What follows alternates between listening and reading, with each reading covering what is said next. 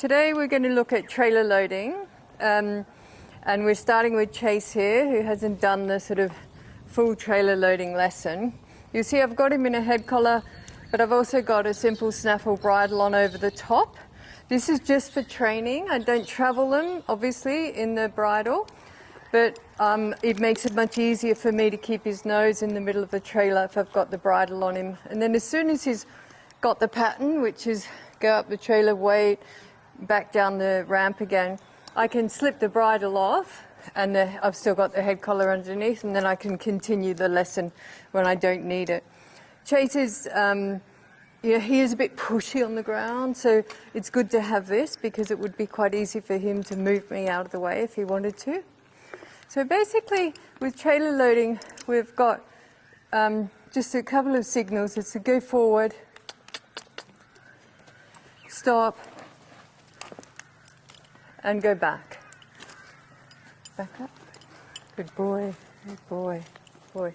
The other good advantage of having the bridle on is it will make it easier for me to move his hindquarters if I need to, if he's backing up at an angle.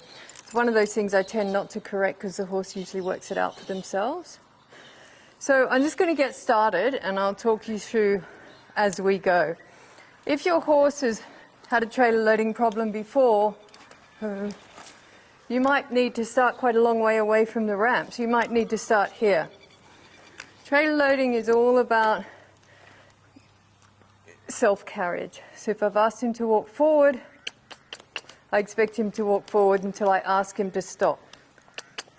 What I don't want him to do is go all the way onto the trailer until I've asked him to go all the way onto the trailer. So what I really want him to do is just respond to go forward, stop, go back.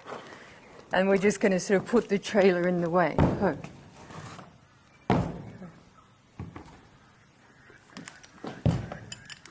And back up. The more I can break it down to getting 1 foot on, 1 foot off, the more solid it's going to be for him.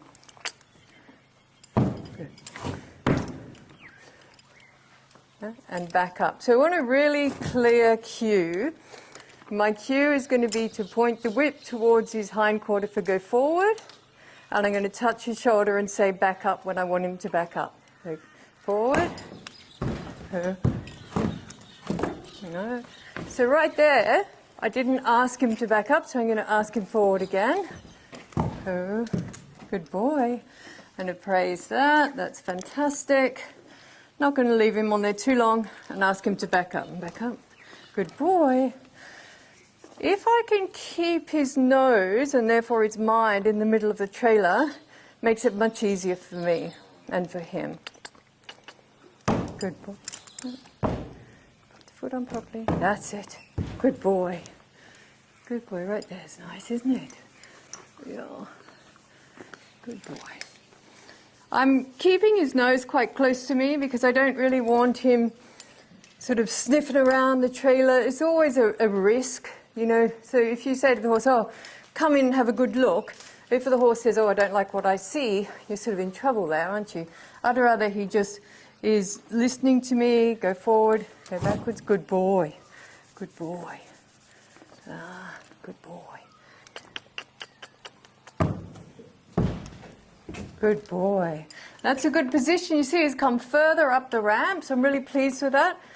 My job now is the self-carriage part, which is basically stay here until I ask you to do something else. I want him to back up. And back up.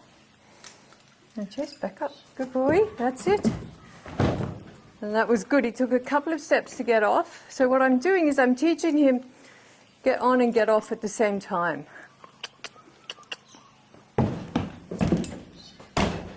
Often with horses, particularly those that rush off backwards, it's not the getting on that's bad. They all get on. Like I often hear this, my horse gets on the trailer fine, you know, but rushes off backwards before I have a chance to do the back up. And that's because they haven't been taught to get off. So this is what he's learning now, is how to back up carefully and slowly and calmly. Good. And it's often a much harder lesson because they can't see where they're going. The ramp can feel a bit uneven. and a bit sort of flimsy. Okay, went a bit further than I wanted, but that's all right. Again, I don't want him pushing his head all around and putting his head down and looking under the barrier, the divider. I want to keep his nose quite close to me. And he's staying in here while I ask him to. So now I want him to back up, back up. So I'm just tapping his chest. I've got a little bit of pressure on my rein, not much. Right. Back up, good boy. Then move his nose a bit closer to the middle. But you'll see I didn't let him go out and walk off and wander around. I want to keep him here with his mind in the middle of the trailer. Now, T, we measured him the other day. How tall is he? Oh gosh, what was he? 16? Just over 16? Just over 16. Which was surprising because I thought he was 14.3.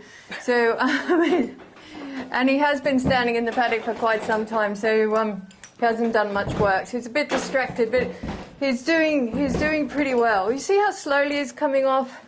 I really like this because he's gaining confidence with the most difficult part of the lesson. And I think what often happens is that we don't bother teaching this until we actually need to go somewhere. And then we're in a state, and the horse is in a state, and it all becomes quite difficult. So he just banged his nose then. Just keep your nose near me, mate. Yeah. Yeah, it's not a very, it looks like quite a big trailer until you get in here with quite a big horse, and then you realise it's actually not that big. All right, and back up. Oh, good boy. And back up. Oh, he's going to poo. Oh. In our clean trailer. Okay, so we'll need to clean that up because it can be quite slippery once they've done that. So I'll ask him off and I'll ask Tia to be kind enough to grab the cleaner. Yep. Yeah, great. Do you want to wait there? Yeah, just leave it running. I'll cut it out later. Can you back up? Good boy. Good boy. Good boy. Now, while she does that, I'm just going to try and keep him here. The problem, if they come off, and there's another reason for using the bridle, if they come off and then they get their head and their eyes and everything outside this area, their mind goes with it. At the moment, you know, he's a bit distracted, but he's pretty much in my bubble. And we talk about the bubble a lot when we're, you know, riding the horse and working the horse on the ground, and this is the same. We really want him focused on what I'm asking, so I really want to keep his mind with me here. The other thing you hear a lot is, you know, make outside the trailer a bad place to be and inside the trailer a good place to be. I never want to be with my horse in a bad place, so I never want him to think, oh, you know, I'm too scared to get off the trailer. What happens when horses are frightened of something is they know that they've got to do it and it scares them, so they try and get it done quickly. And I think that happens a lot with horses that rush off backwards. So they're okay at getting on, but they know they're going to have to get off, so they run off backwards. And quite often when they do that, particularly if they've had hay at the front, they grab a bit of hay, bang their head, ow, that hurts, and get out of there. And so it becomes this cycle of, yeah, sure, I'll get on, but I need to get off really fast. It's a bit the same, I think, with horses that pull back when they're tied up.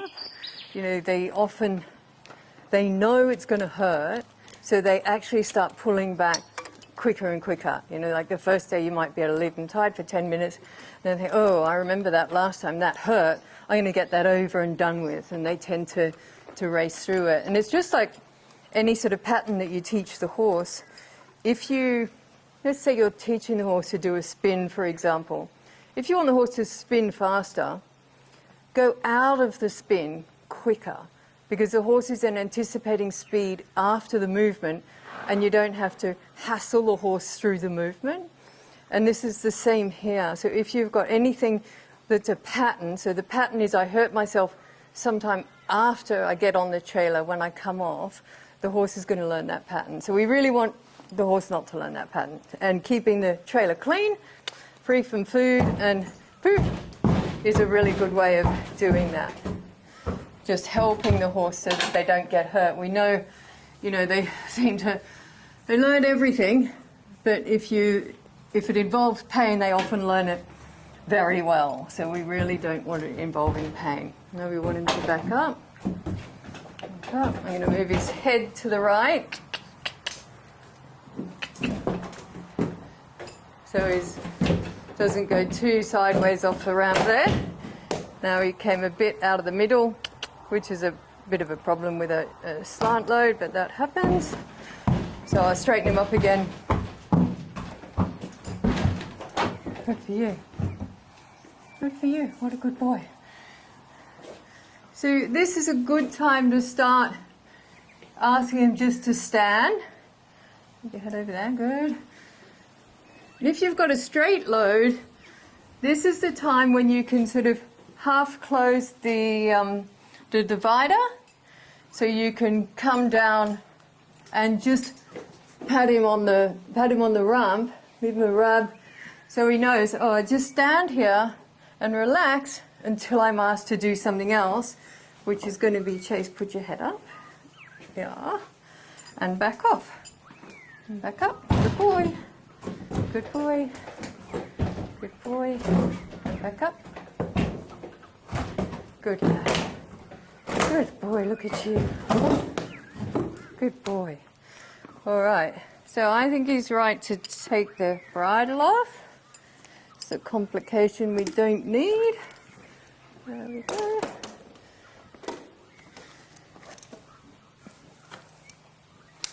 So I don't think I've barely touched him this morning yet with the whip.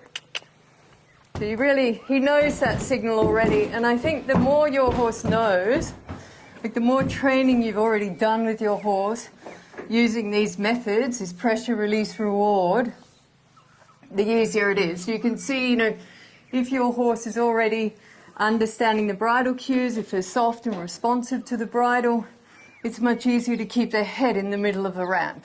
If they're pulling on you and trying to get away, then if you've just got a head collar on the horse, it's very hard. It's very hard. But you saw, even the horse who's come in from the paddock and hasn't done any work for quite a while, he's got these foundational responses to signals that make it much easier for him. Back up, back up. And much easier for me. And it means that, I've already established that sort of bubble of communication with him. All right, so I think he's got the pattern, so I'm going to, for the first time, lead him away and see. I'll come backwards, I've turned around, I'm facing his hindquarters. No, don't step on me, mate. Okay, so that confused him, and that's fine. He was giving me the hips to the fence response, which just tells me that I'm not there yet. I haven't got that self-loading. I was hoping he'd come straight on, but as soon as I lifted the whip, he said, oh, hips to the fence. He moved his hips to the left, which is a response he knows well. So that's fine. That's a possible answer. It wasn't the answer I wanted, but it wasn't wrong. So I just kept him under pressure, asked again. He goes, oh, okay, no, forward. All right, forward. Good boy. Back up. Good boy. And on again. Up. That's it. That's it. Good lad. Good lad.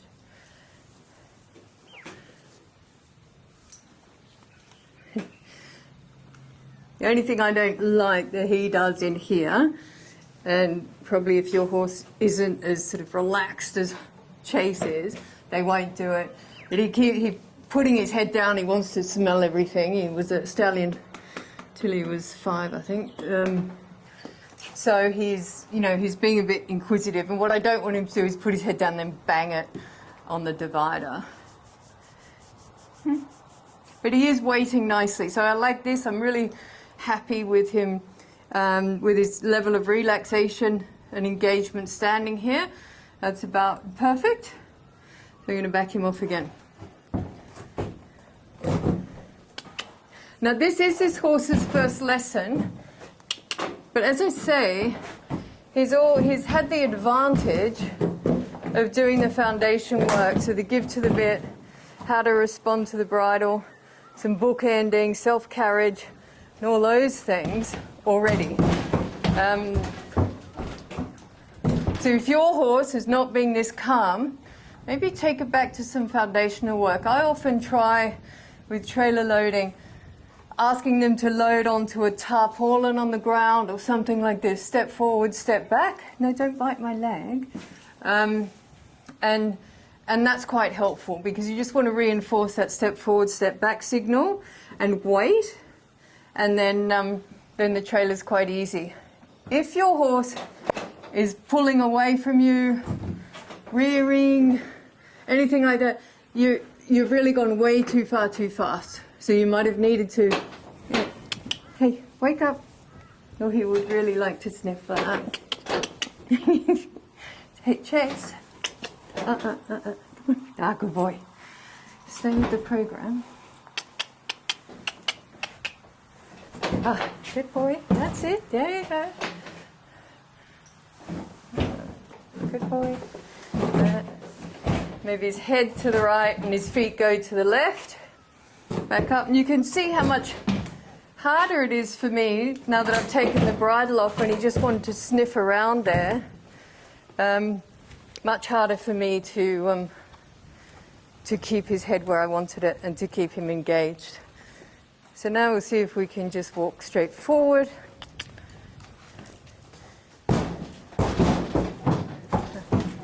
That was good.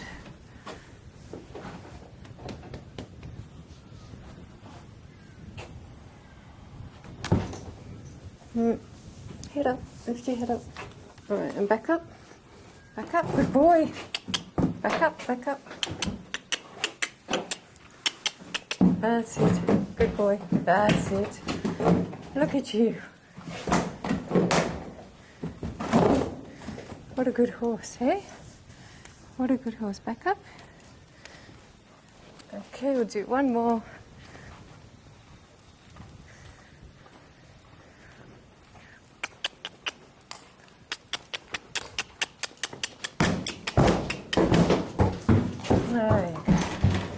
Good.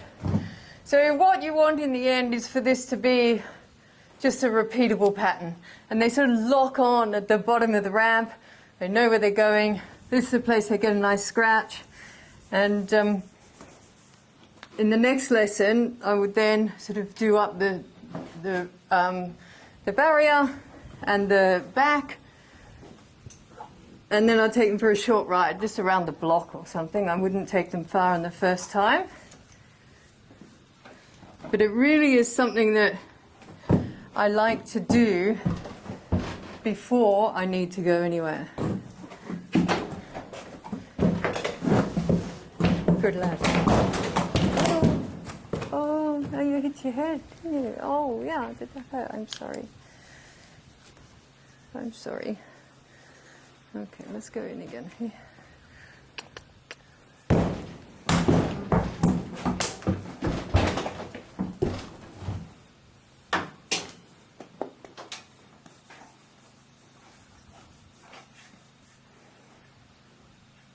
Okay, let's back up again.